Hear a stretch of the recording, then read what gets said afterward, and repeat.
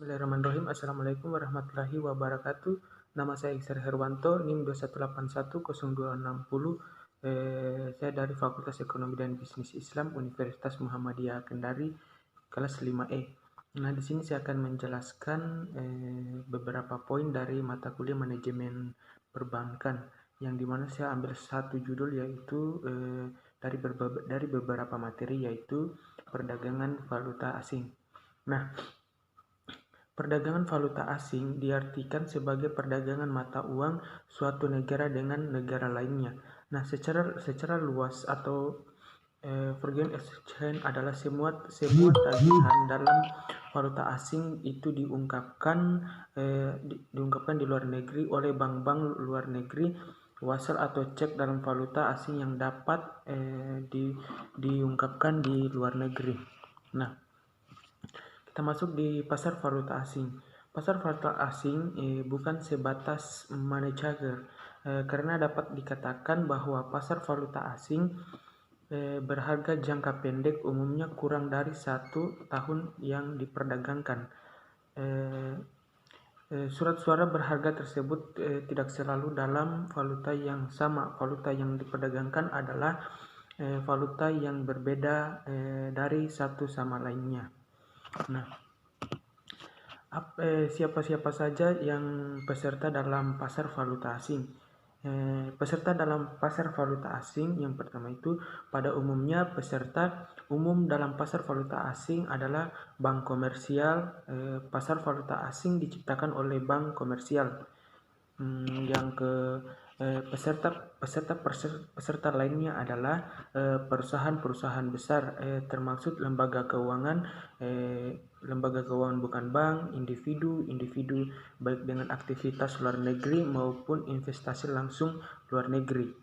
Nah, itu kita bisa uraikan bahwa peserta dalam valuta asing itu, yang pertama itu bank komersial, perusahaan-perusahaan besar, individu dan bank sentral. Nah, apa sih kita masuk lagi ke slide berikutnya. Apa sih tujuan dari transaksi valuta asing? Yang pertama itu umumnya dikelompokkan menjadi tiga motif, dan tujuan valuta asing itu dikelompokkan menjadi 3 motif. Yang pertama itu trading, sparkling, dan hedging. Nah, tujuan transaksi valuta asing itu bisa dibagi beberapa jenis transaksi. Yang pertama itu komersial, fooding, dan trading. Nah, yang pertama komersial. Komersial itu ekspor impor, lalu lintas modal, dan lalu lintas jasa, dan lain-lain. Nah, funding itu dia pinjaman valuta asing yang kebutuhannya cash flow. Nah, itu dia untuk keperluan hedging atas risiko perubahan kurs valuta asing. Nah, apa sih tujuan transaksi valuta asing?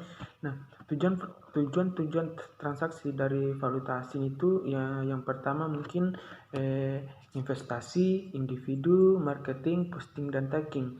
Nah, yang pertama investasi itu commercial investing, property investing, dan portfolio investasi. Nah, kalau individu dia turis dan kebutuhan individu lainnya. Nah, kalau marketing making, dia banyak bank-bank yang berdagang di valuta asing menawarkan harga dua arah sebagai marketing maker. Dan posting and thinking, yang pertama itu peserta pasar mengambil posisi dalam usaha mencari keuntungan dengan mengekspresi pergerakan kurs mata uang dan tingkat bunga. Nah, bentuk transaksi. Dalam bentuk transaksi itu, perdagangan valuta asing itu dia transaksi spot, transaksi forward agreement, dan transaksi forward 2 swap. Ya, itu. Nah, yang pertama transaksi, saya jelaskan di sini ada 3 transaksi dan saya akan menjelaskan satu persatu. Nah, yang pertama itu transaksi spot. Transaksi spot adalah transaksi jual beli falas atau valuta asing yang penyerahannya itu masing-masing yang diperjualbelikan umumnya dilaksanakan setelah 2 hari kerja berikutnya dan transaksi terjadi. Nah, yang kedua transaksi forward satu orchid adalah transaksi jual beli valuta asing yang penyerahannya akan dilakukan di masa yang akan datang. Maksudnya ini transaksinya tidak terjadi pada saat yang kita melakukan transaksi, dia akan terjadi pada saat yang masa yang akan datang. Nah, yang ketiga itu transaksi forward 2 swap.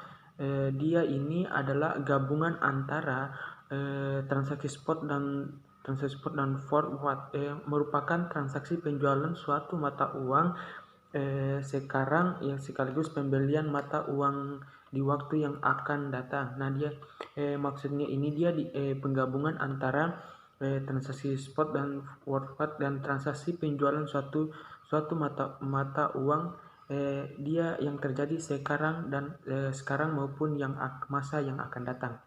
Nah, itu mungkin yang saya bisa jelaskan dari materi yang diberikan oleh Ibu dosen, yang di mana saya mengambil tema itu perdagangan valuta asing dari beberapa PPT yang Ibu berikan.